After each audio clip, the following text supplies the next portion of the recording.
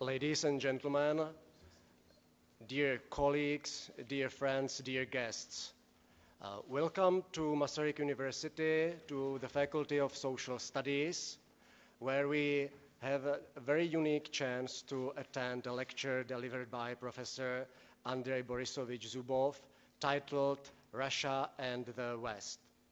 Before we commence, I would like to invite all our guests and speakers, the rector of Masaryk University, Mikuláš Beck.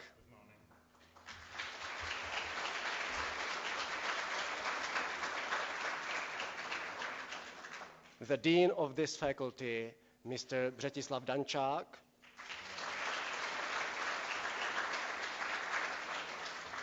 And I would like to give a warm welcome to our special guest and speaker, Professor Andrej Borisovich Zubov.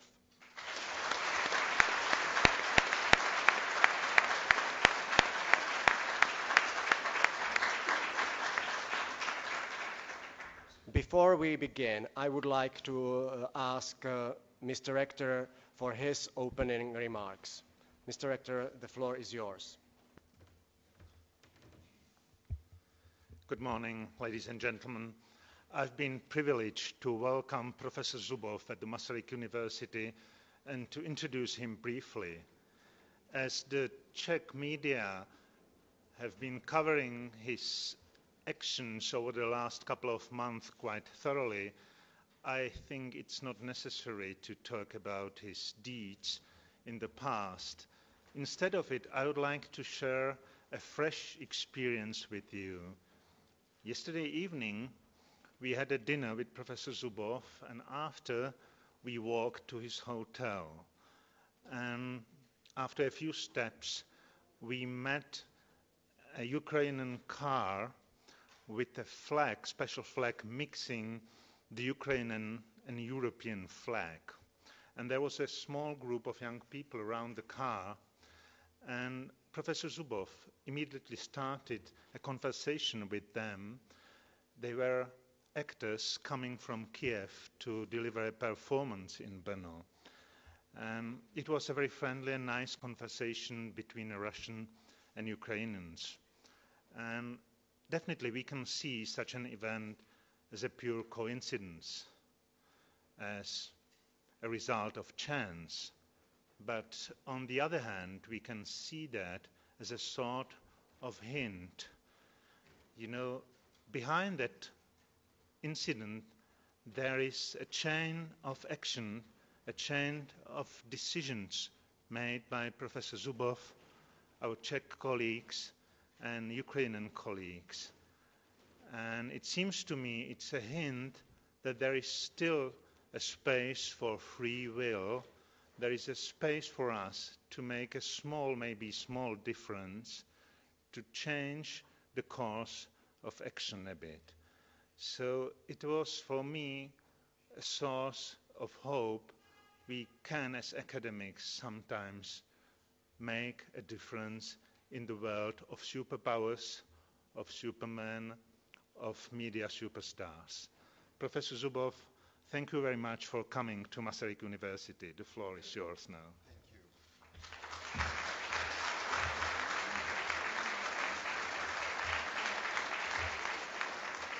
Thank you.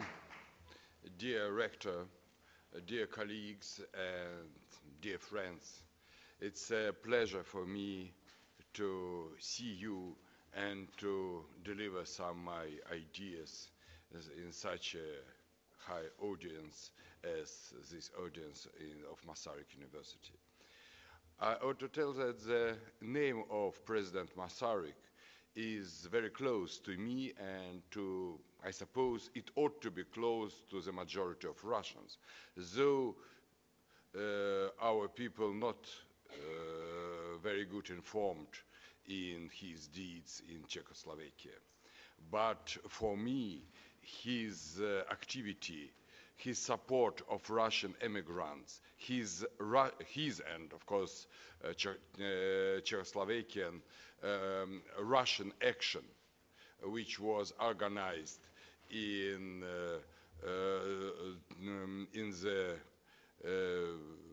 beginning of 20th This action gave possibility to live and to have an education for many people, for many Russian people who were ought to leave Russia after the Civil War, since they didn't want to collaborate with communist regime in Russia.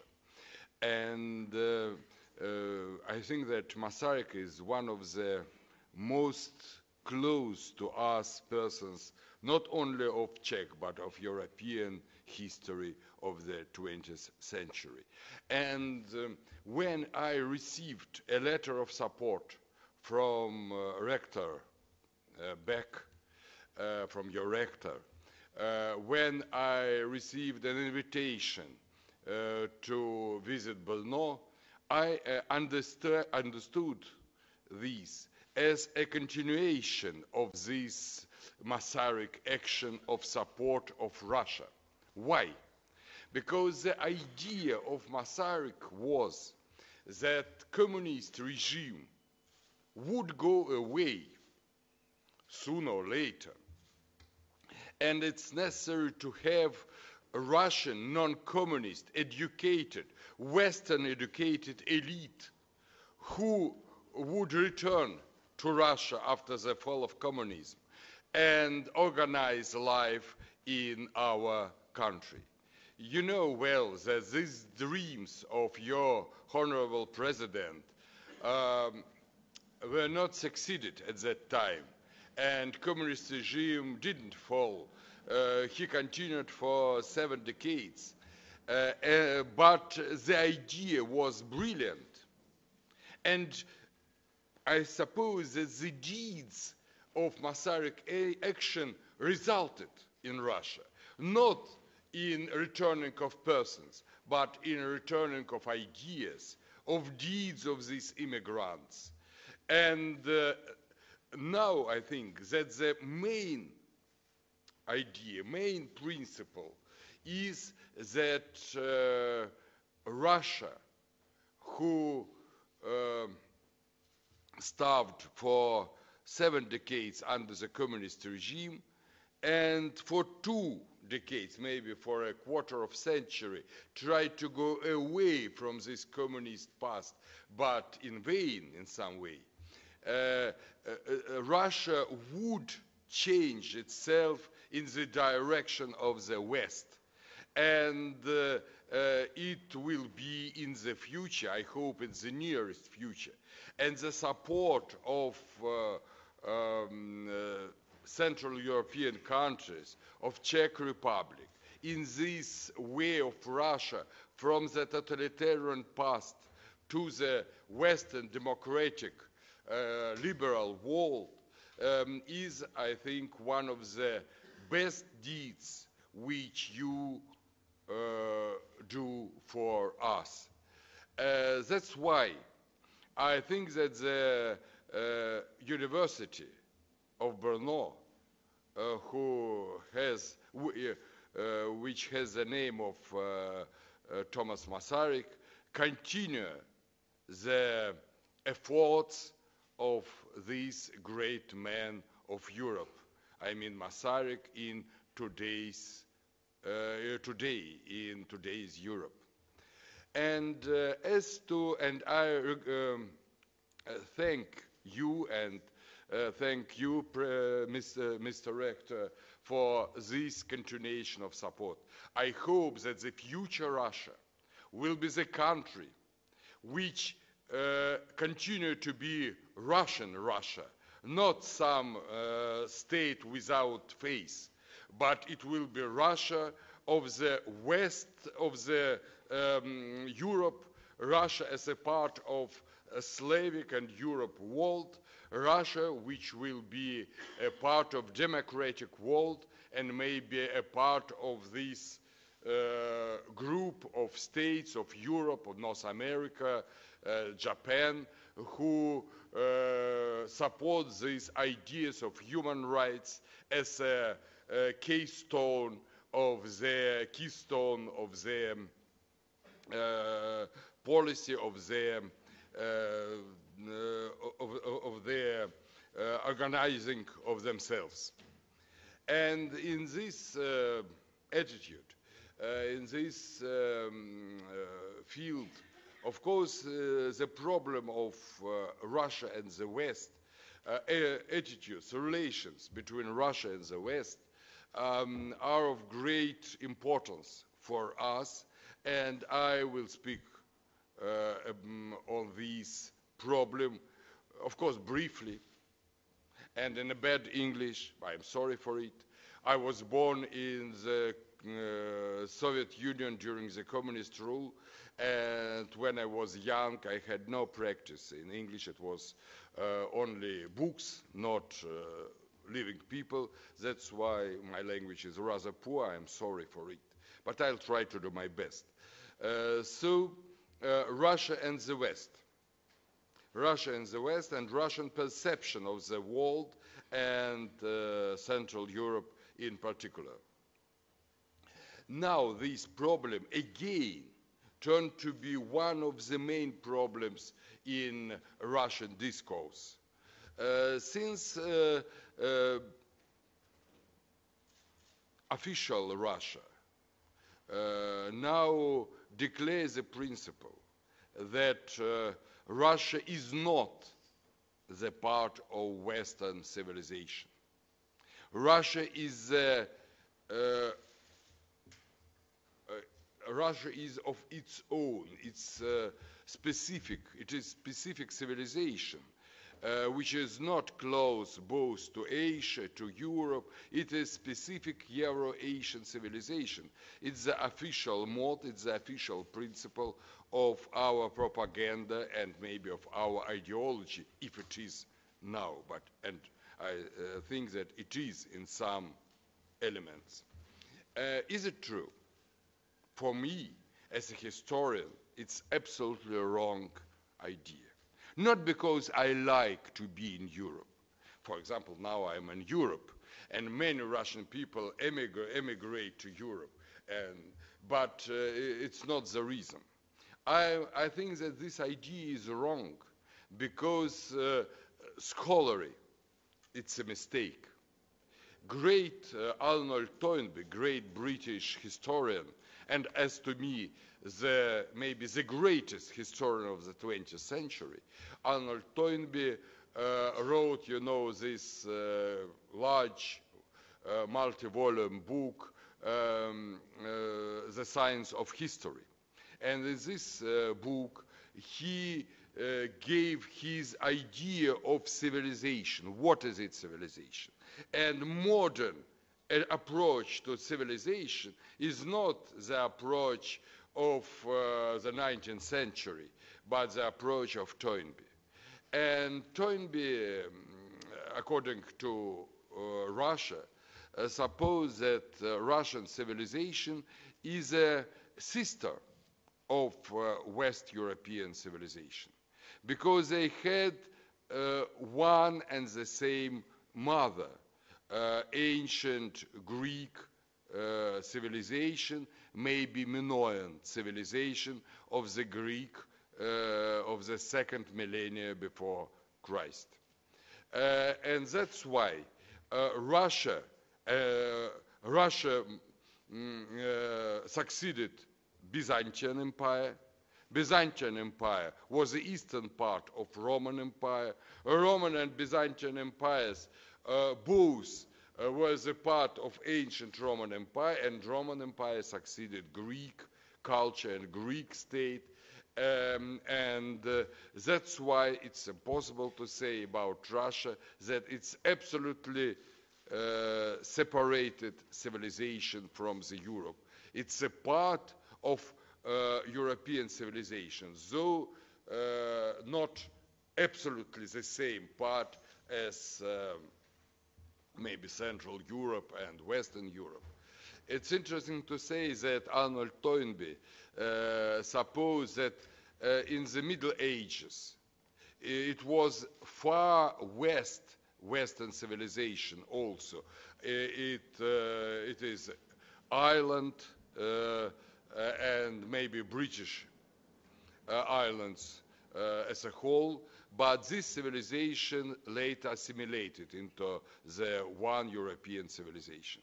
And Russian Orthodox civilization continued to preserve its own face, but as a part of Europe. You know that nowadays Samuel Huntington delivered another idea of civilization, and he wrote the book with the provocative name, The Clash of Civilizations. Toynbee think about collaboration of civilizations, of mutual support of civilizations. His idea of civilization, of Toynbee's idea of civilization, was organized over the principle of religion, of the principle of super-reality, and different civilizations has different approaches to one super reality, to one absolute reality. That's why it's always possible to find meeting points between civilizations. But Samuel Huntington, though he wrote about civilizations as religions, he spoke about Muslim civilization, Catholic and Protestant civilization, Orthodox civilization, but he didn't think about this as absolute reality. And his civilizations are antagonistic elements of the world, and clash is the best name he can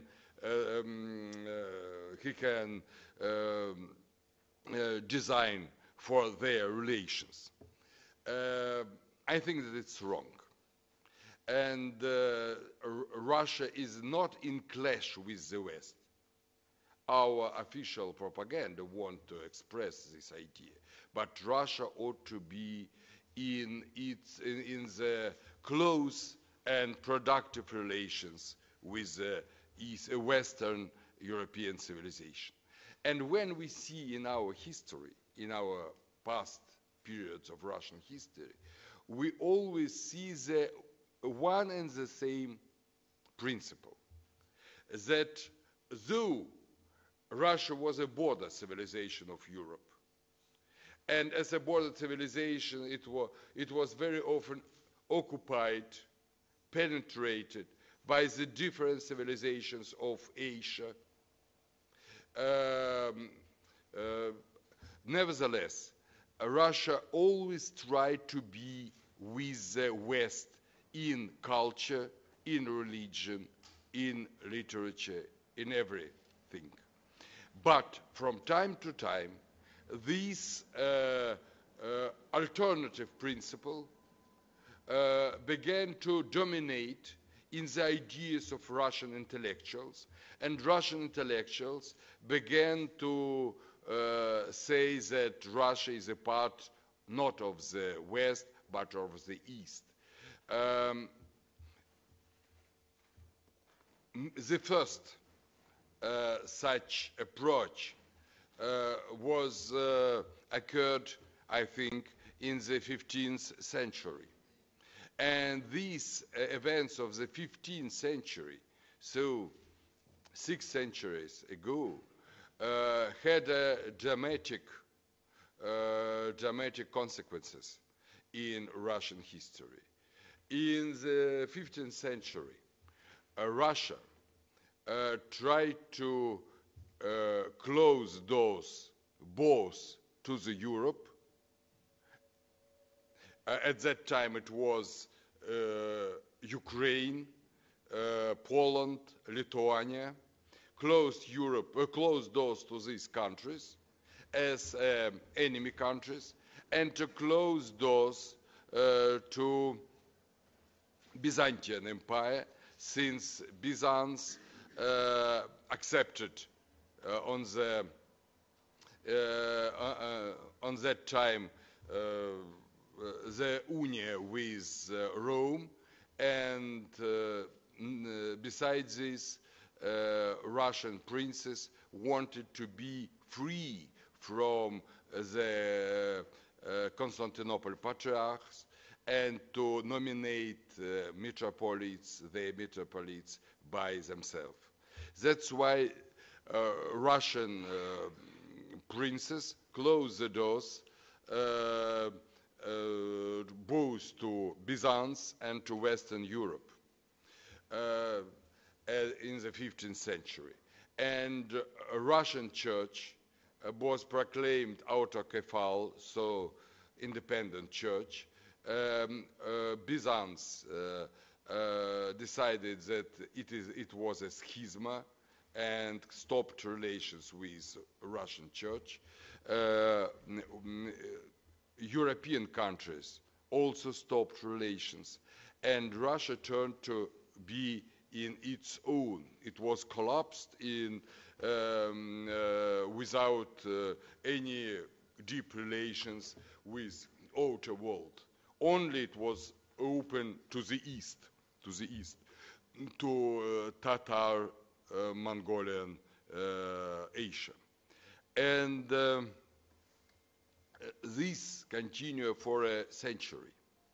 Only in the second part of the 16th century, Russia again established some relations, tried to establish some relations with the Western world and with the Greek church. You remember that the Byzantine Empire disappeared at that time, but Greek church continued to survive.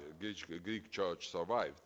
And, but during this period of the second half of the 15th and the first half of the 16th century, Russia stopped their development and turned to be not a modernized country. At that time, Renaissance took place in Europe, but in Russia we had only some very slight signs of this Renaissance. Russia continued to be a medieval country during this period. And when in the 16th century first attempts were done to change situation, these attempts were not successful. The person who tried to change the situation was Boris Godunov in Russia. But his attempts were not successful, and the turbulent times occurred in Russia in the beginning of the 17th century. And as to speak about the 17th century, the attempts to open the country to the West was very strong, but the country was obsolete at that time. And it was necessary to invite European doctors, medical doctors, European painters, European engineers, European military specialists in the 17th century, since Russia had their own specialists of this level. At that time, the attempt was to modernize Russia through close to Russia European Slavic countries, Ukraine, Poland, in some ways South Slavic countries. But it was the policy of Tsar Alexis and then by Princess Sophia, his daughter. But when Peter the Great took power in the last years of the 17th century, he changed this approach. He decided to westernize Russia, not with the close patterns of East European countries, but by German and Dutch patterns, which were much more distant to Russian way of life in the 17th century. And this westernization, which made by Peter the Great, was very very difficult modernization. Only the very thin social group of gentry was modernized in 18th century. But the majority of people could not take and accept this way of modernization. They preserved not in 18th and not even in 17th, but in 16th and in even 15th century. Peasantry, simple people of the towns, they continue to be in this not modernized level of middle-aged Russia. And of course, Russian serfdom, which is better to name not a serfdom, but slavery. During the 17th century, it was serfdom. It was real serfdom. But in the 18th century, Peter the Great, Catherine the Great, they turned serfdom practically into slavery. Because these peasant slaves, Russian peasant slaves, had no right to have their own property at all. They had even no right to organize their families. And it was possible to sell people, not in a family, but to sell wife to one man, husband to another, children to a third person. So simple people, and it was more than 95% of these people among the population of Russia, simple people feel themselves not an owners, not only of their property, but they were not owners of their own personal destiny, of their families, of their name. It was an impossible situation. This situation continued for a century and a half, up till the well-known 1861, when Tsar Alexander II liquidated this serfdom and liberated peasants. But if we speak about Russia and the West, situation which occurred in the 18th century was rather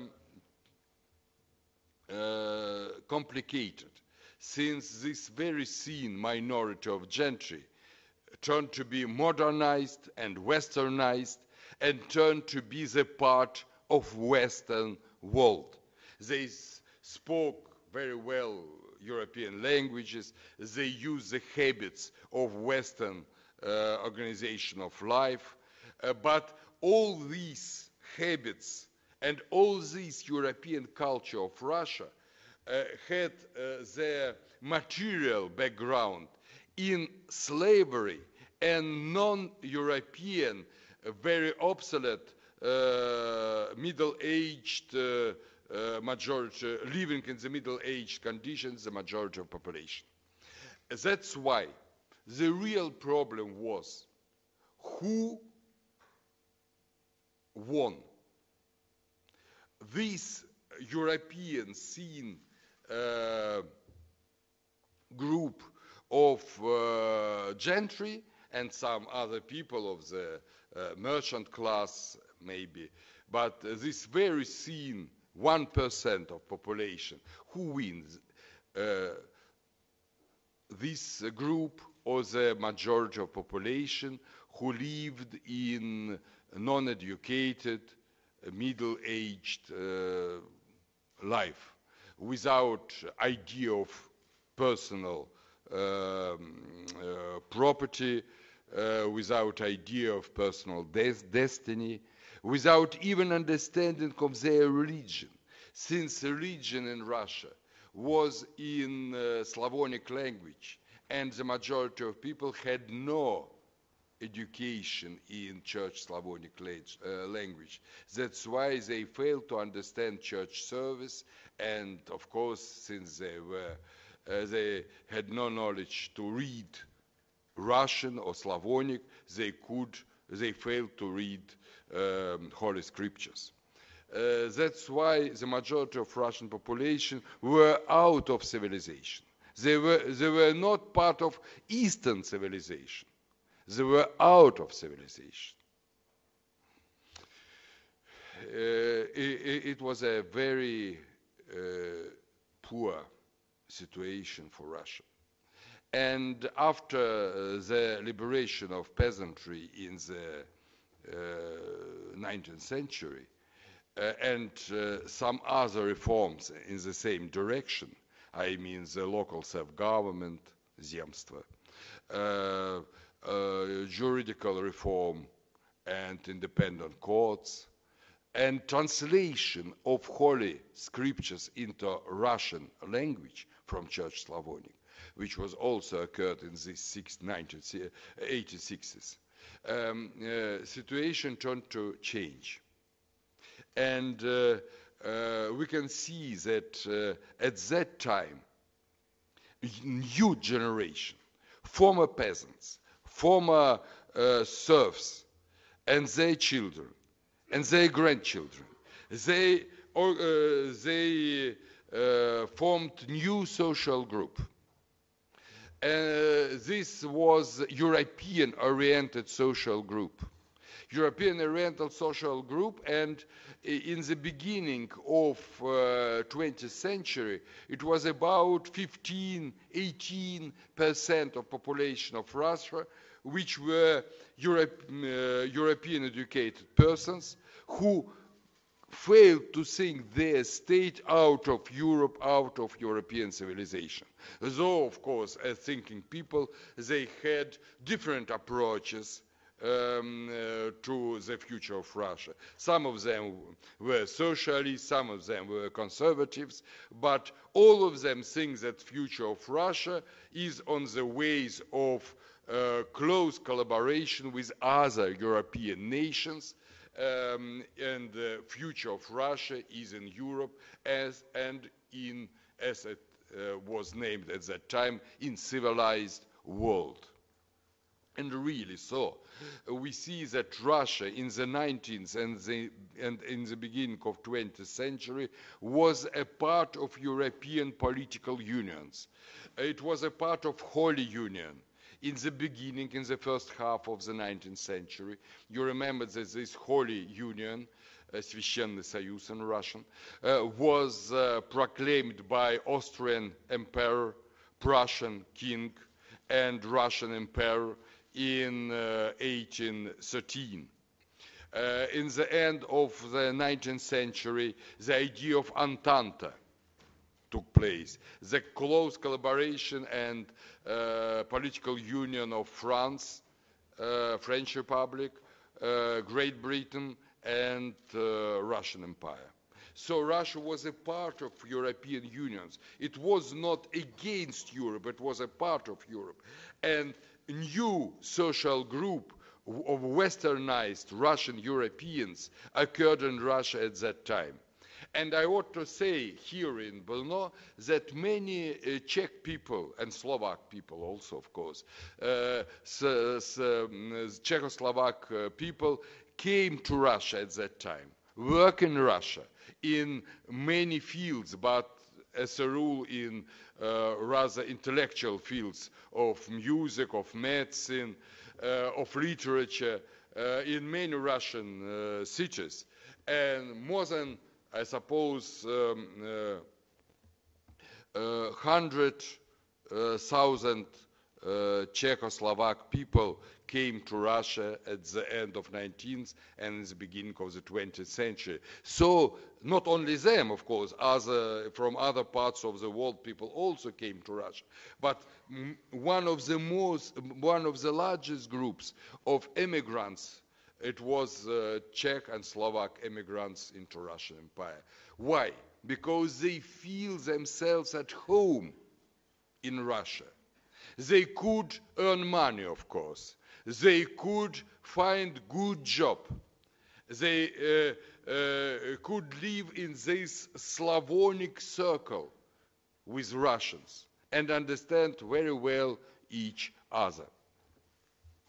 Everything changed in the years of terrible Russian revolution of the 1917-1922. In this terrible revolution, not a class, not socialist, anti-socialist struggle occurred. Real struggle which took part during these revolutionary years was a struggle between European minority who organized white movement and anti-European, middle-aged, non-modernized majority of Russian people. Though this majority was organized by leaders from this European class, European strata of Russian society. Both Lenin, Trotsky, and other revolutionaries were European educated persons, but they decided to be leaders of non-European majority. And since this European minority was only 15–18%, and non-European majority of 80% of population, of course this European minority lost, and Red Army, this obsolete non-European majority, won the struggle for Russia. And we may see that in this struggle for Russia between European modernized minority and traditionalists majority, Czechoslovakia was maybe the main ally of white anti-communist modernized Russia, since your legionnaires helped us and organized anti-communist struggle and anti-communist resistance in many places of Russia, from Volga up till Siberia and Pacific Ocean coast of Russia. And your people struggled in Russia hand to hand with Russian people. Among our generals were Czech generals. I may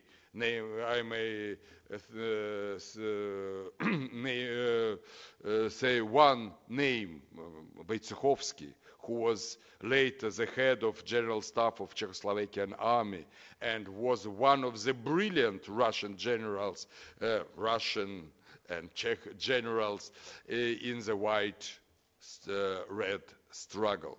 So Czechoslovakia Republic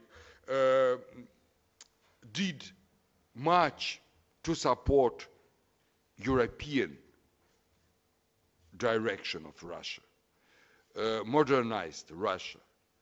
But it was at that time we lost, both of us, Russian White Army and Czech legionnaires and Slovak legionnaires who supported it. And what happened later, I name as some traditionalization of Russia. We sometimes think about communism, communist ideology, Marxism. It's right in some way. But under these ideological curtains, we see traditional, non-educated, non-modernized Russia. The process of modernization, which was very fast before revolution, and maybe in 20 years, if revolution didn't occur, maybe in 20 years we'll have European Russia as a whole, but this non-civilized, non-modernized majority of Russian population, this population organized communist Soviet state. In a decade, they liquidate all modernized leaders, European leaders of the communist movement. In Great Terror, majority of these people were murdered.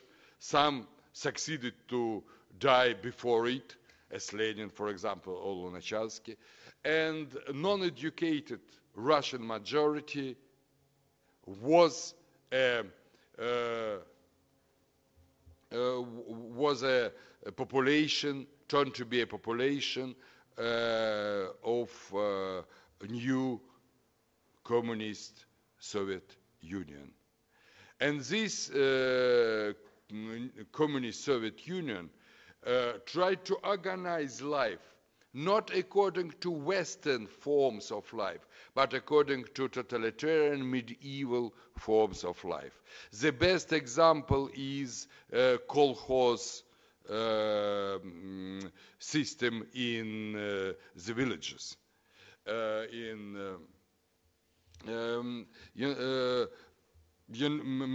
Maybe you know that before revolution, the great movement of started by Stolypin reforms took place in Russia. Many peasants turned to be owners of their land and farmers, and very prosperous farmers. And Russia sold a lot of agricultural products in Europe and in other parts of the world. Everything changed after the revolution. These collective farms, this collectivization of peasantry, in reality was the second serfdom, because Bolsheviks failed to rule an independent population. They need slaves. They needed slaves, not the independent people. And that's why they organized both peasantry and working class as some forms of serfdom, as some forms of non-free work of non-free people. Of course, this activity, their activity was poor, and that's why Russia, from the country who exported agricultural products, turned to be a country who imported agricultural products from the Western market world. And the level of life dropped terribly in Russia between pre-revolutionary and Stalinist period of our history. And that's why but we had something at that time. We had Russian culture, Russian intelligentsia in some way. We had people who preserve and succeed in transmission of European Russian culture. Russian people preserved their level of culture while reading Tolstoy, Dostoevsky, Pushkin, and other Russian persons, other Russian writers and poets who wrote in European form of thinking. Our philosophy was at that time strictly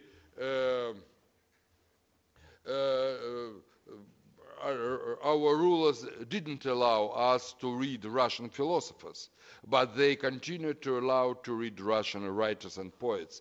And maybe westernized consciousness of Russian people continue to preserve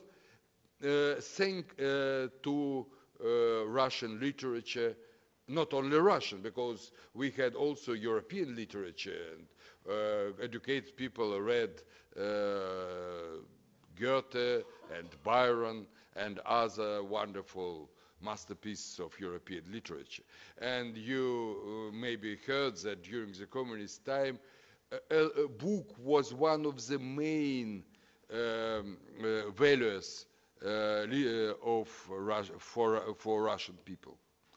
And when in 1991, when maybe even a little bit before, during the perestroika, this situation turned to change, again, the only way out from the communist past was way to Europe, to European house.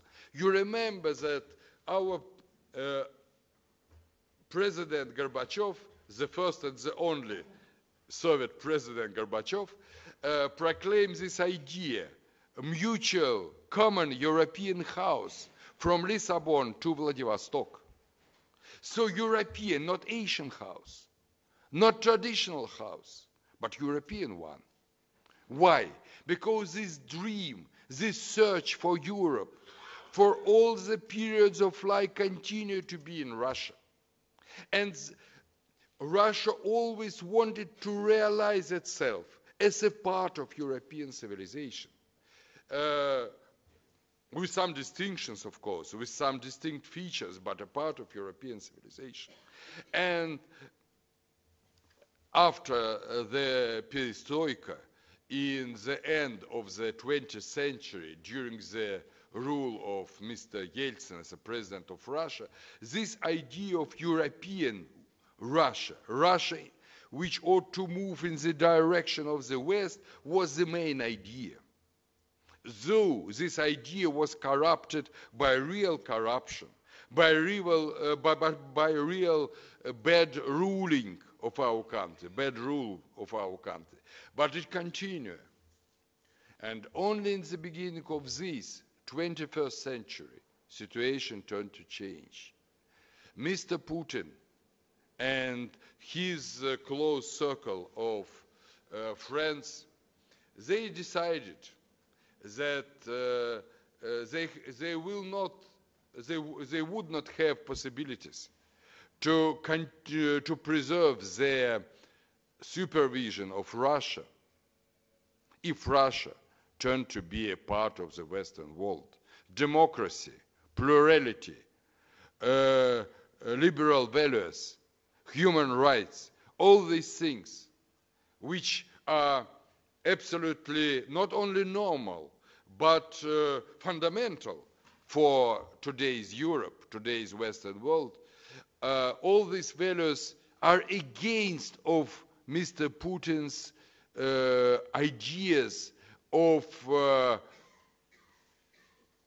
revitalization of maybe Soviet state, but maybe not. Maybe it's not the right word. The principle, the idea is much more simple. I think that these people who turn to be very rich, I mean Mr. Putin and his close circle, who turn to be very rich during this first decade of the 21st century, who turned to be milliardaires, dollar milliardaires, they wanted to preserve their capitals, their rule over oil, gas, industry, other profitable sectors of Russian economics. And it's impossible in democratic society, in democratically organized economical market. It's impossible. That's why they decided to frozen Russia, to turn it back to non-liberal Russian past. In some ways, these reflections to Stalin, reflections to Ivan Grozny even, to Russian czars, all these reflections are the instrument, to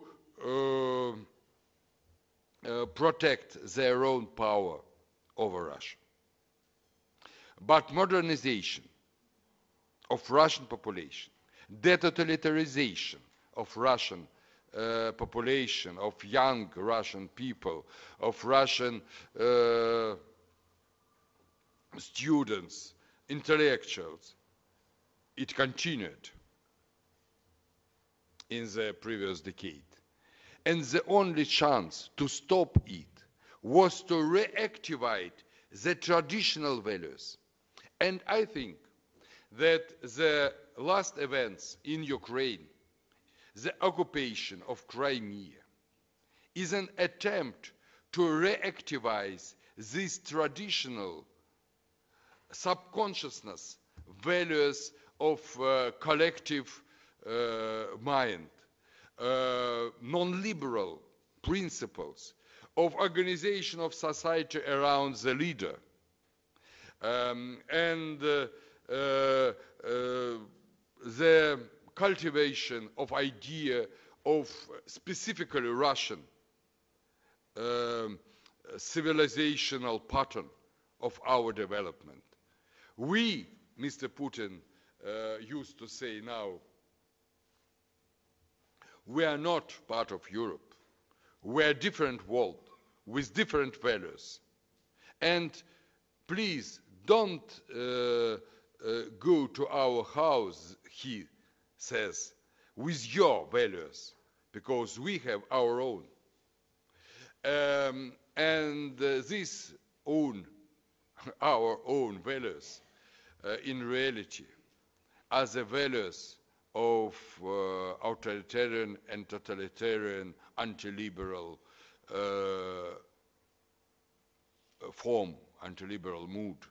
These values are anti-Western and anti-European. But with these values, the only one future can be in Russia. The future which we already had in the past. You remember that in the beginning of my lecture, I mentioned situation in Russia in the 14th, 16th century, when Russia closed all doors to it and collapsed in their own life. And this century period, 1 century period, was resulted in terrible devastation, terrible degradation of Russia. And today, Russia also, not Russia of course, but Russian ruling circle, tried to close all doors by this annexation of Crimea, change of all principles of post-war politics, tried to close all doors to European world. What would be the future of this attempt? Absolutely the same. Terrible degradation. The only one way of the development of this tendency. And that's why I tried to do my best to change this tendency, to open closed doors, to allow people again be in contact with European world, and I hope that the process of modernization of Russia, Europeization of Russia, after this terrible period of communism, will continue. And this Putin's attempt to reverse, to turn back Russian development would be unsuccessful. In the nearest future, I hope, we'll see the returning of Russia into its natural European way of development. And maybe not me, but you, young people, will see Russia as a part, as an organic part, as a constructive part of European and Western world. Thank you.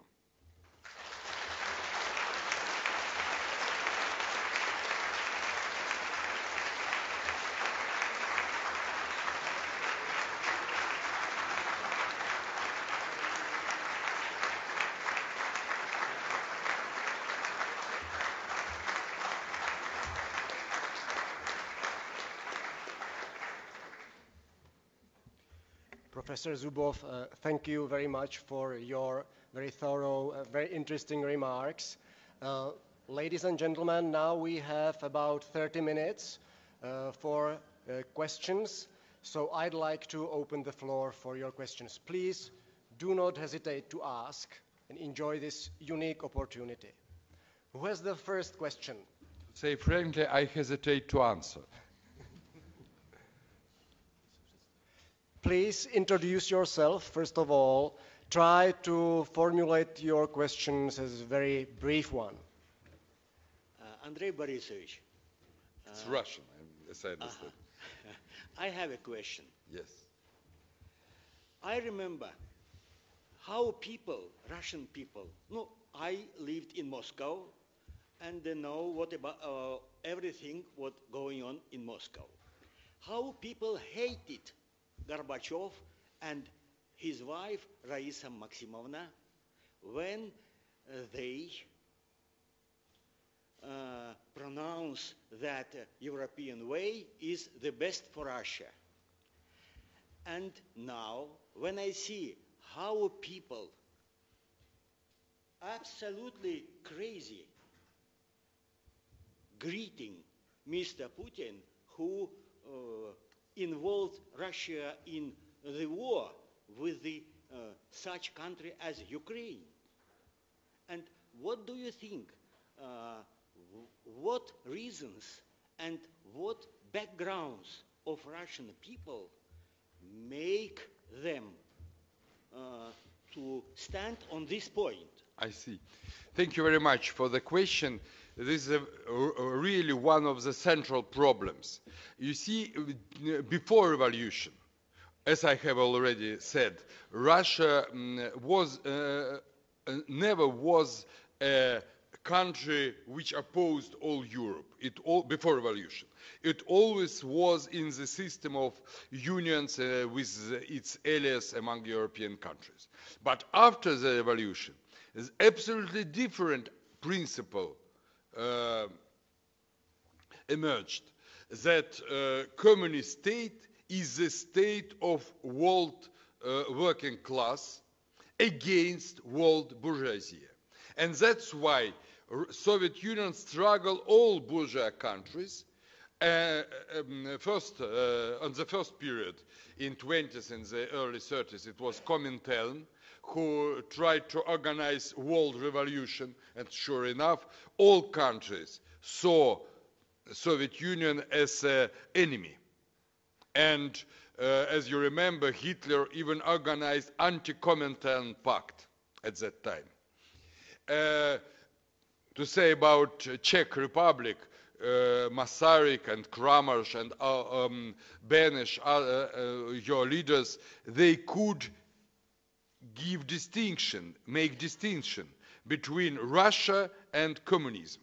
They supported, and you supported, your parents, your grandparents supported Russian people against communism. It's a very good and very deep approach. And in the Soviet Union, the principle of this castle which was surrounded by enemies at that time,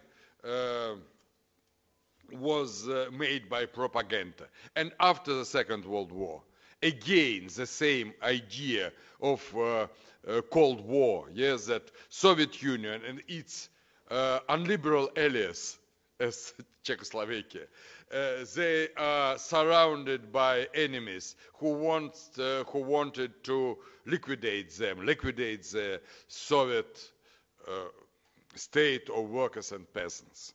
This idea of a Western world enemy, NATO enemy, European Union enemy, this idea was penetrated by ideology very deep into the consciousness of Russian people, of all the people of the Soviet Union, even of Ukrainian people, of course, also. The brilliance of Gorbachev was that he was a simple person from communist, from peasantry of Russia not well educated, but he understood by his, I don't know, subconsciousness, that it's the wrong way, and it's necessary to follow another way, the way of collaboration, not the way of integration with Europe, not the way of resistance, of struggle against Europe, but the way of collaboration and the way of integration with Europe. The integrative policy was the policy of Gorbachev.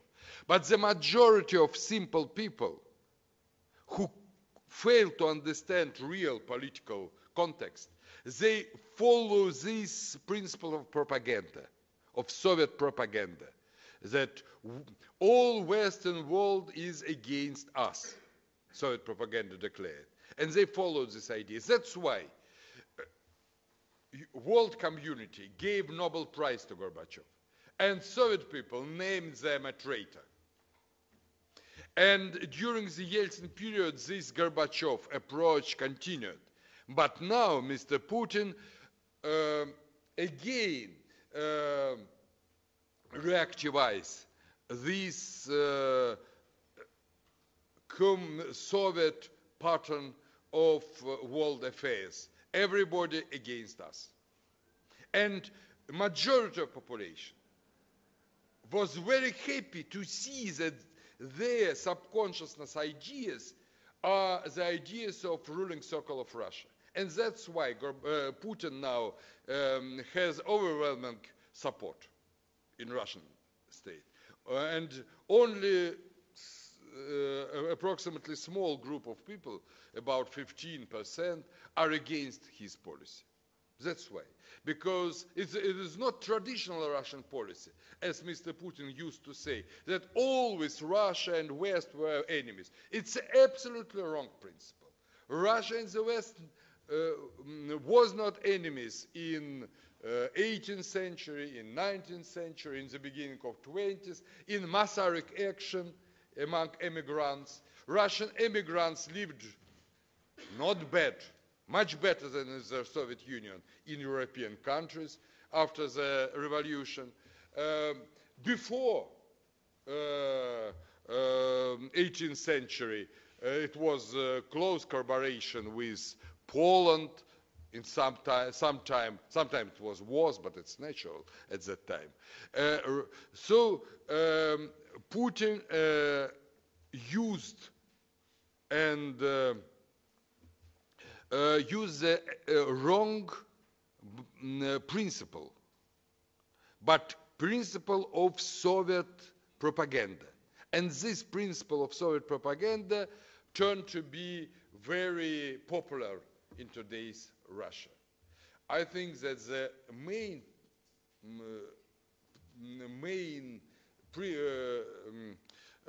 thing why Putin was successful and is successful now is that decommunization of Russia, detotalization of Russia did not occur in the 90s.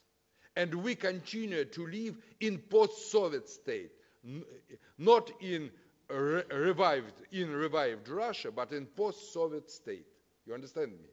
And those in Ukraine who also had no idea except the idea of this former Soviet home Soviet state, these people in Ukraine supported Putin in eastern regions, in Crimea.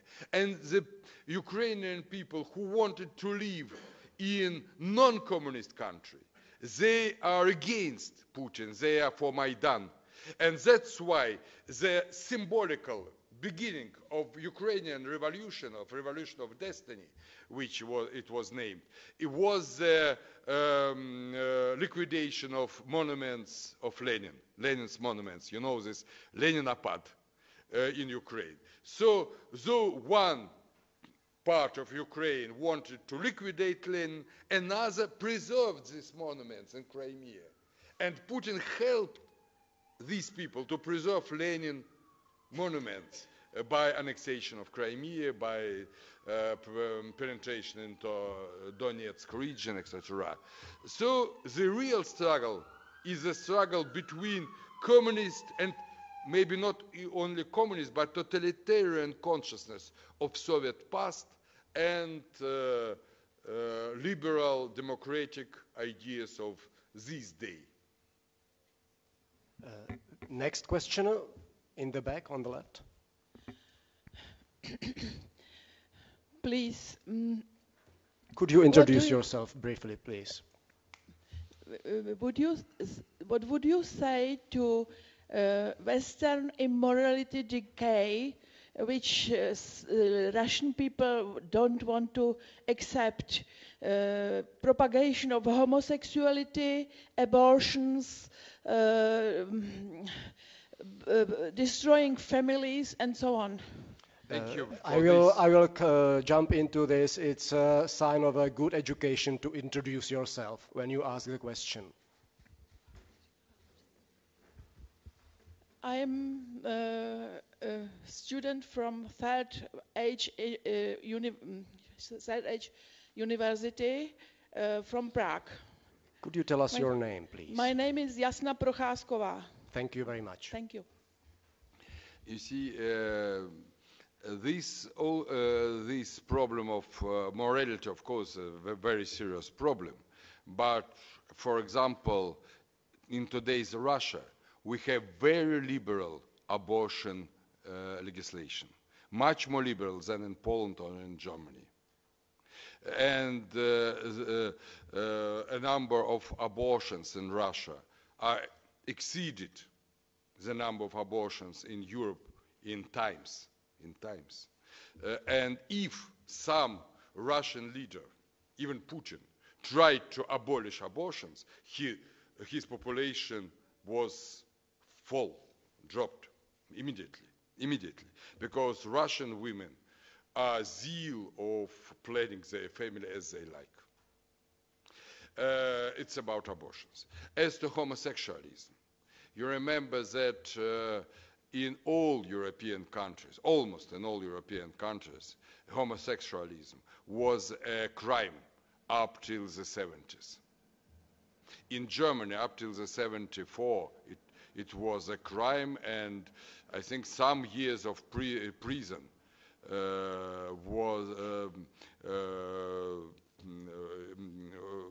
was for using these homosexual practices.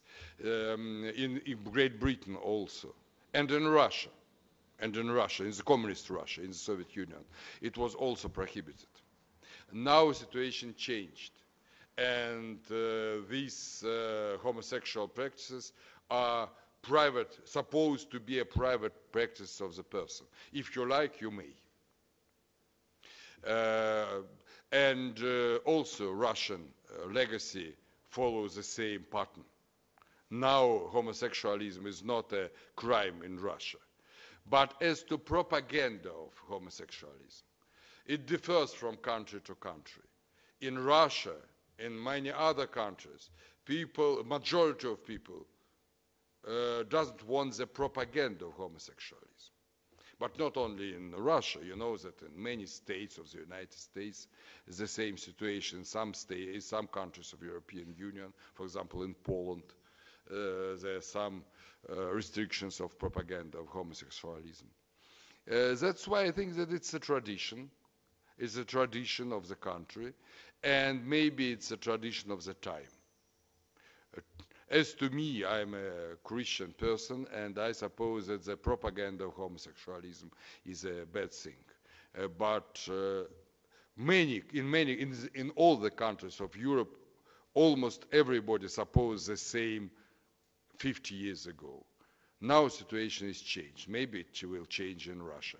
But it's not the problem that Russians are moral and Europe is immoral. You see, in Europe, you have no children from whom their parents gave to the special houses, and they don't want to live with their children. In Russia, we have 100,000 such children with living parents. They live not in their families but in special houses. That's why I think that the level of morality in Russia, in principle, is lower now than in Europe, in principle, because the decades of communism resulted in degradation of morals. But in some specific moments, attitude to homosexuality, for example, Russia continued traditional approach. Maybe it's not bad. For me, it's not bad. But of course, with the idea that people with each sexual orientation has the right to live and to organize their life as they like. As they like. Nobody can penetrate in privacy. Privacy is a private form of the life of each person, and it ought to be defended by the law, I think. That's my answer. Next question, please. Rudolf Krautschneider, a Lumberjack School from Lupenice. One question, please. What do you think? What is your opinion? Mr. Putin today, he is a very good president for Russian, yes or no? To your short question, I may deliver a short answer. No. No. And I may explain why.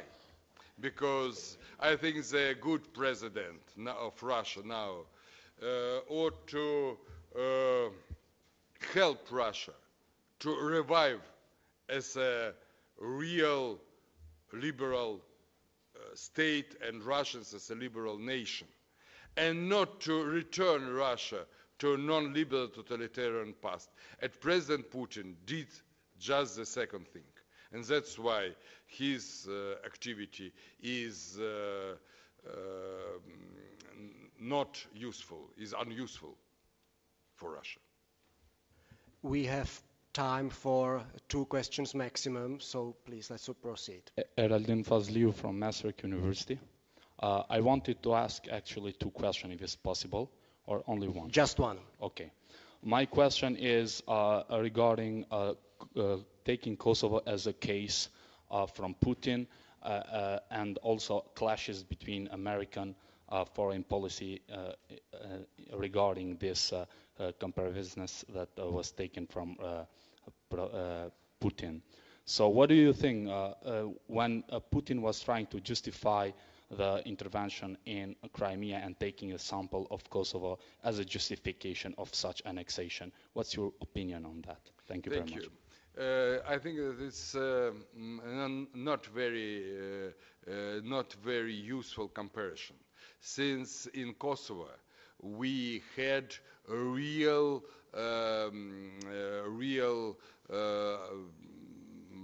not of course maybe genocide. It was not genocide, but it was some very bad attitude to Albanian Muslim population of Kosovo during Milosevic rule in Yugoslavia, and according to from the Serbs to Albanian population. And the problem, what to do? Albanians were eager in Kosovo to struggle or to emigrate into Albania and into other European countries. And I think that the main principle of today's policy is to allow people to live on the land where their parents and grandparents lived. And that's why it was necessary to protect Albanians from this invasion of Serb majority of population of Serbia. And that's why the separation of Kosovo from Serbia took place. We have, of course, we have the idea of the possibility to build independent nation, but by each nation as a main principle of Organization of United Nations. You remember that the first item of the United Nations Declaration is the right of self-determination of nations. And in a special decision of the United Nations from 1917, it was number 2625, as I remember, there was explained that this right of separation can be protected and supported only in the case of a great danger for the population of the region which want to be separated. Population on racial, on ethnical, on religious field. I think that in the sense of, in the case of Kosovo, we see this danger. In the case of Crimea, we see not such a danger. The very last question, please. My name is Farukh Nur Mohamedov. I'm the ex-student of the Faculty of Social Studies. And my question is, you talked a lot about the collaboration between the Russia and West.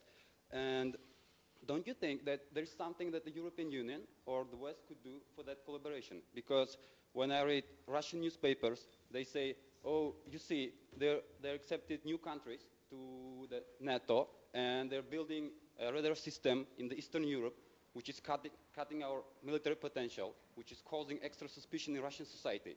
What do you think about that? Thank you. Thank you for your question. It's a very interesting and very serious problem.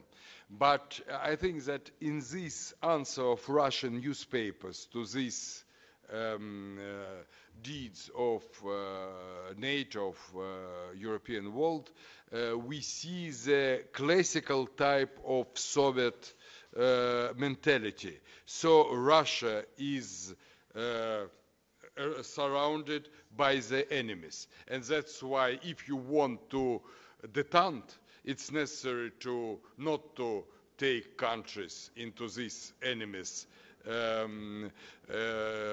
union, I mean this increasing of NATO, not to build some weapons on the borders of Russia, but if we think that our main idea is not to stand face to face to Europe, but our main principle ought to be the unification with Europe and Western society.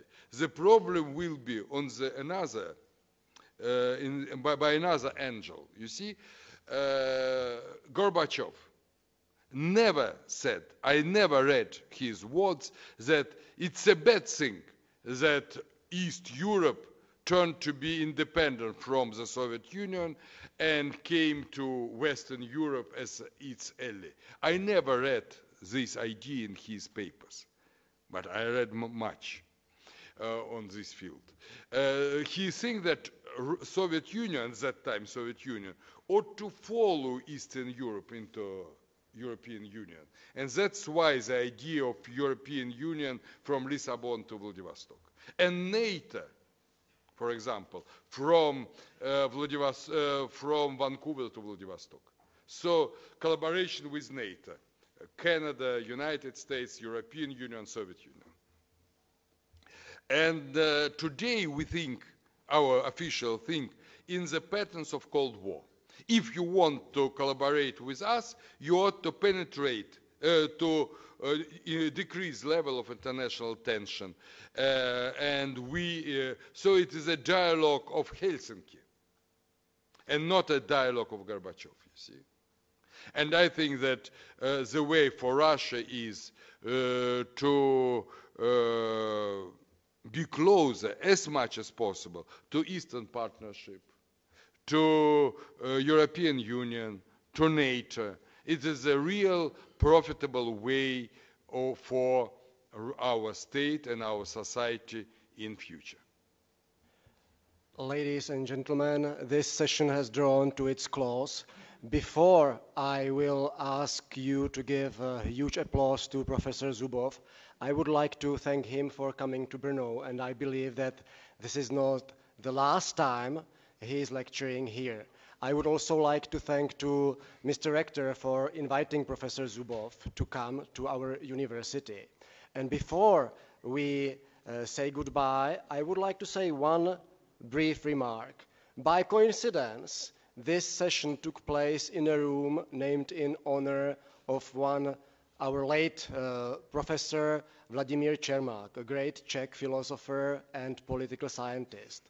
He would always remind us, his students, one important thing, that freedom is not a heaven-sent gift, that we have to strive and to sacrifice to have it from time to time. Professor Zubov, thank you for giving us a great example. Thank you. Thank you very much.